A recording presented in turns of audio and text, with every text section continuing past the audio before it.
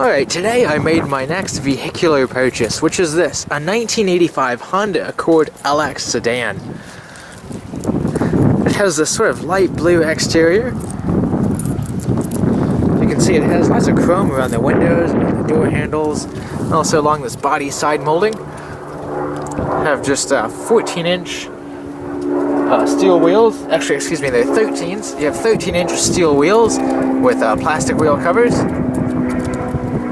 If we open it up here, you will notice over here the door actually catches on the fender a little bit, so it doesn't make that sort of grinding noise when you open it. I'm sure there's a way to adjust that, and it's only on this door. But getting inside here, you can see it has this wonderful blue cloth interior. The seats are in pretty good shape. This is really the only blemish right here, and I guess along here as well a little bit. But for the most part, they're in fantastic shape, and it's just a really soft material. I love it. Let's continue here on the doors, where you have manual windows, real metal door handles, and a pretty hard armrest actually. Little door pocket, and you have this nice sort of carpeting there. Very cool. You can see the dashboard there.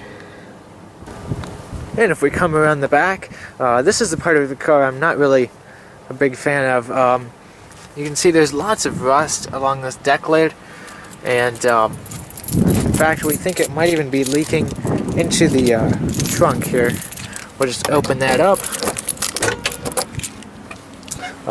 Most of the stuff back here on the carpet and underneath the carpet is a little bit wet, so there is the thought that it's leaking from up here, but I'm not quite sure yet.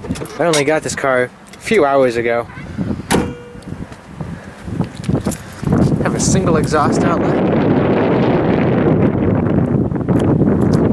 I'll go ahead and get in. You can see has 226,000 miles. Go ahead and start it up. It does not have the original key. I'm going to try to find an OEM Honda key that went with this Accord, but for now I just have that.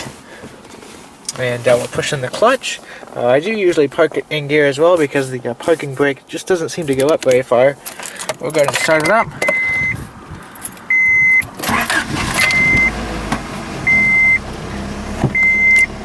It is carbureted, in fact. And it does make that noise every once in a while. You can see no warning lights on the dash at all. Have a 4-spoke steering wheel. Have your little horn buttons right here. And have your logo here with the power steering engraved on there. Cruise control is right over here. The cruise control main switch is actually right over here in the center stack, which is kind of odd. Here are your lighting controls. And then your wipers are over here. Very cool open and close functions there for the vents. Little storage bin right there. Fuse box is located right there. This part of the dash is sort of coming down, so I'm going to have to see about fixing that. Every once in a while my shoe catches on that as I'm coming off the clutch. So that's definitely going to be a priority to fix that. But otherwise, as far as the rest of the interior goes, I'm not really sure what this button does. We have rear defrost right there, panel dim, and the trip reset. And you have your resets right here for the corresponding maintenance required indicators. So that's very cool. Have a quartz analog clock up there, a little bit of storage. Have your HVAC controls. The air conditioning is turned on and off by this button right there, which is sticking a little bit. Have your temperature, different zones, and if you turn the fan on, you can hear it doesn't sound that great. So I'm gonna have to look into that. Have your aftermarket Clarion stereo with cassette player. It doesn't work. This part pops off. So I'm not exactly sure what's wrong with that. I'll probably end up just getting a different one anyway. Something with a CD and USB input and maybe even Bluetooth. Looks to be smoked in just a little bit, but it doesn't smell too much in here. Cruise control. A little bin right here, and there's a couple things in there. Have your blue carpeting, of course. 5-speed manual. Once you get it in gear, the shifter is pretty loose. So it's not the best shifter, but you know, it's 226,000 miles. It's not that bad. When you go into reverse, it doesn't make that sort of click, which is very cool. Parking brake right here. There's no sort of central armrest. Have our glove box right here. It is lined with felt. We do have a 1985 Honda Accord owner's manual, which is very cool. I literally just got this car. I haven't really cleaned it up like at all. So this thing doesn't close. There's actually a lock that goes up in here, and that's buried down in there, and that catches on this right here. It's connected to the handle, but it doesn't really seem to be moving a whole lot. So I'm thinking it's something here in the handle. So it just kind of stays open like that. Now stepping into the rear seat here, you can see there really isn't a whole lot of space, and you sit relatively high up. I was actually really surprised when I first got in this car how small it is. I mean, this has got a lot less space than my Mazda 3. Actually a lot less space than quite a few subcompacts that I've encountered. Have a little ashtray right there. There's no fold-down armrest, and you don't even have adjustable headrests. So it's pretty bare bones in this car. But it's not too bad, really. And of course we just have the same thing here on the other side. Pretty nice material on the seats, like I've said. Just a very cool interior with this color scheme.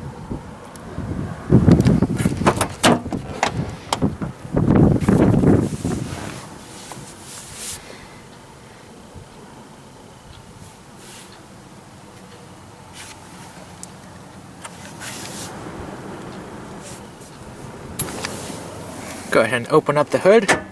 Very solid click there on the latch. And as you can see, it's hinged at the front, so it just opens right up like that. Very cool.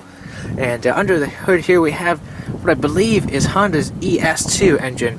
It's quite an ancient design for them. Of course, there's no VTEC or anything like that. However, it does have Honda's CVCC system, which was quite revolutionary when it debuted on the Civic quite a few years earlier than this car.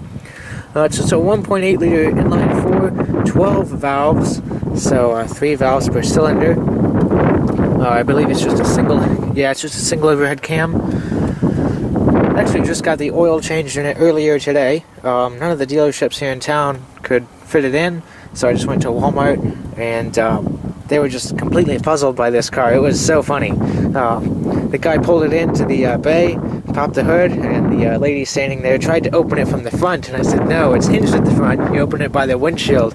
And she opens up the hood and goes, wow, how old is this car? And I told her it's an 85 with 226,000 miles. Then later on, the guy that pulled it into the bay thought that this was a Toyota, when it clearly says Honda right there, and on the oil cap where he was trying to service it, Honda Motor Company, and of course on the steering wheel right in front of his face when he was pulling it into the bay.